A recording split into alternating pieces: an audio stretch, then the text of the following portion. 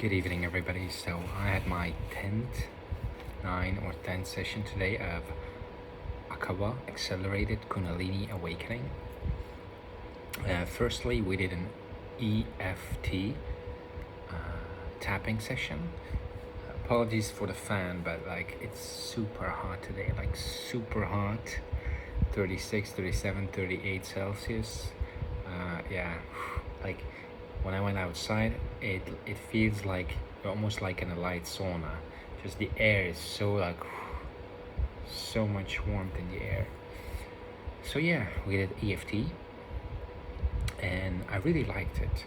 It's so subtle, but we did 2 rounds, and I really felt like this vulnerable part of me that was touched on an energetic, emotional level, so subtle but so sweet. Just like that emotional part was it was touched, it was acknowledged, it was beautiful. And then the session started. I love Akawa sessions. They're so graceful. As soon as the session started, so much energy streaming into my heart, so full, so beautiful, and so just so much energy in the heart. A lot of movements, a lot of chanting, a lot of singing, standing.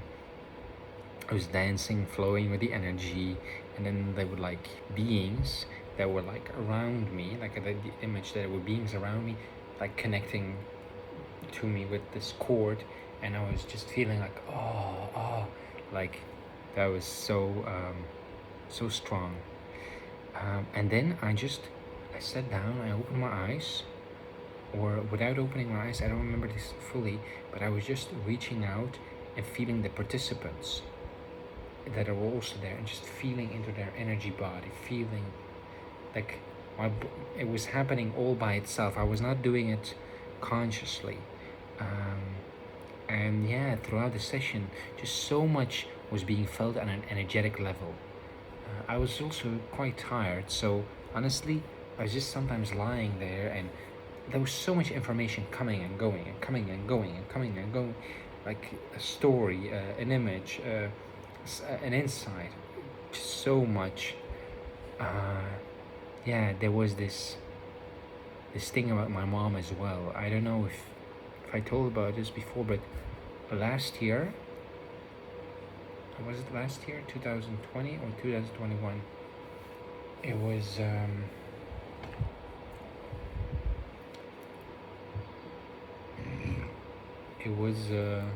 it was last year. So, oh no, it was year before that. So my mom, she went on a trip to Germany, and she got a stroke, and did an operation, and she's in a wheelchair now, and her left hand is paralyzed. And today in the session, there was some insights coming through about that were related to her. There was some information coming through. I wasn't fully clear on it, but I don't know, maybe it will become clear in a couple of days. And then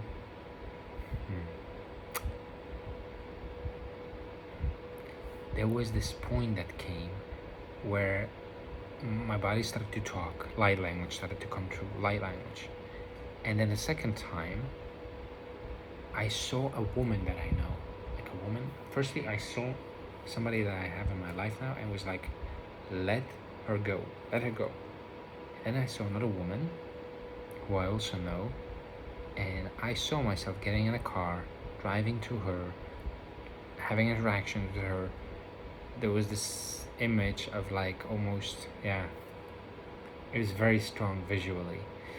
And then I saw her body, and while sitting, my mouth started to speak, and there was with my hands were doing this, and it was I was feeling the energy, the kundalini energy, or the energy in her body, and there was like some kind of interaction happening. It was so vivid and so strong, and yeah, honestly, it's so beautiful to witness that when you're not doing it. And I don't know what it means. Who knows? Um, yeah, for me, something's come up. Mainly the things about letting go of the old and like allowing myself to live, allowing myself to be involved, allowing myself, because what I choose, I'm also like setting up for myself a reality, right? So it's like, a friend of mine asked me this a couple of days ago, a week ago. Just go sit somewhere and just imagine what do you want if you could, if anything was possible. Like, what would you want if anything was possible?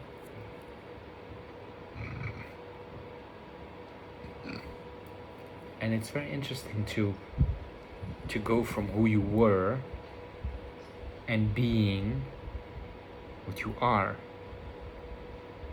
It's that shift of either, like, you either disidentify completely what happened, or you integrate what happened. You integrate what was there and allow yourself to carry the wisdom from that, but not suffer because of it, or not be limited because of it.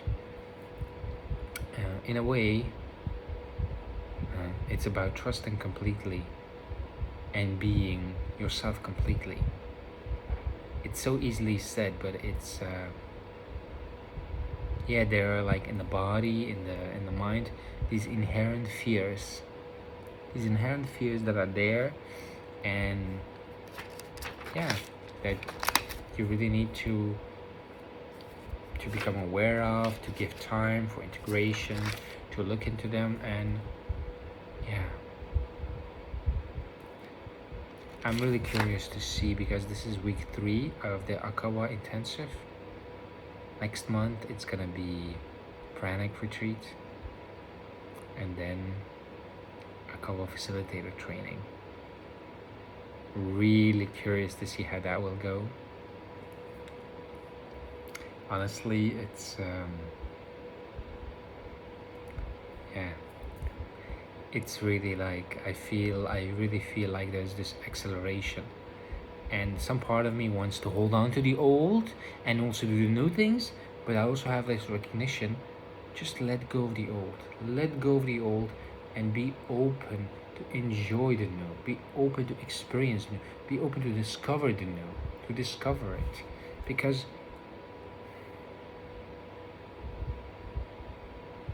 if you already know, then it's just past, right? But if you discover it, it's new. You're discovering it. You're surprised by it. You're, yeah.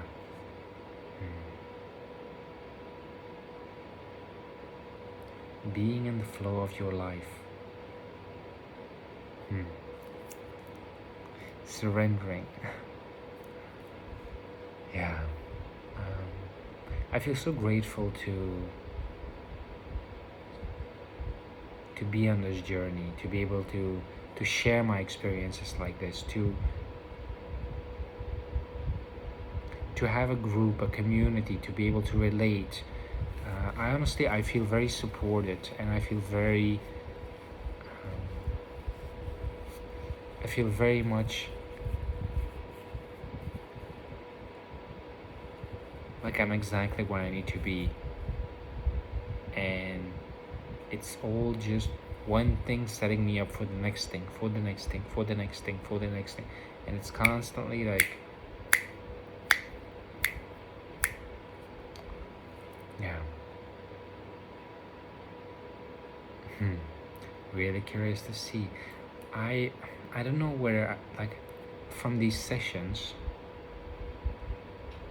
lately, I've found in myself 3 things that I really need to, I guess, integrate, which is the resistance to surrender to love, the fear of feeling responsible, of affecting other people with my unconsciousness, and giving away my pain. So for me, like, it's just resistance, right?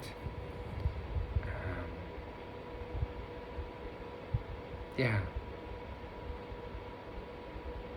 The process is, in a way,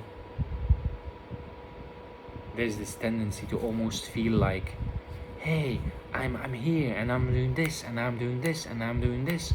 You want it to almost be like a like a checkpoint thing, like yes, but it's like really like it goes like this and then you go back maybe, or you go in a different layer, and it's yeah.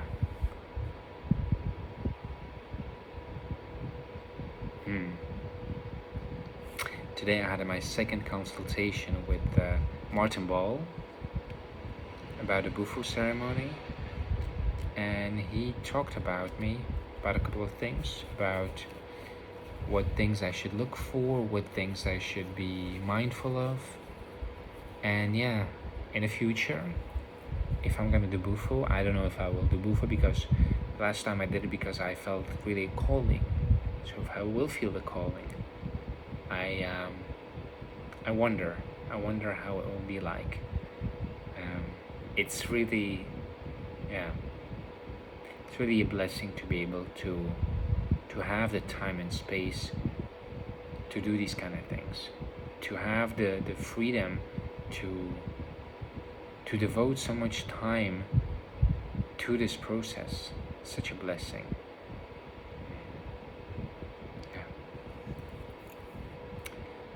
Wishing you all a cool summer breeze and an awesome night. I'm gonna watch a movie now and then probably gonna go to sleep as well. Maybe I'm gonna look into one thing, because I want to look into this one thing about, because this is a thing that's really like been coming up, which is when I speak and something that I spoke is maybe not coming from wholeness, and then I see that you are taking in that information, and then maybe you do something with that information, there's a feeling in me of responsibility. Oh, I impacted that person, that I feel responsible for the way that impacts them. And it's like, in a way, I need to look at it. What's really going on? Is the fear? Is the doubt? Is the legitimate energetic process where there's just, it's a new standard that my system is giving me, like only this is the standard, only truth, only wholeness, only, is it like that? Or is there like some fear or some doubt or something attached to that? So I'm really curious to find that out.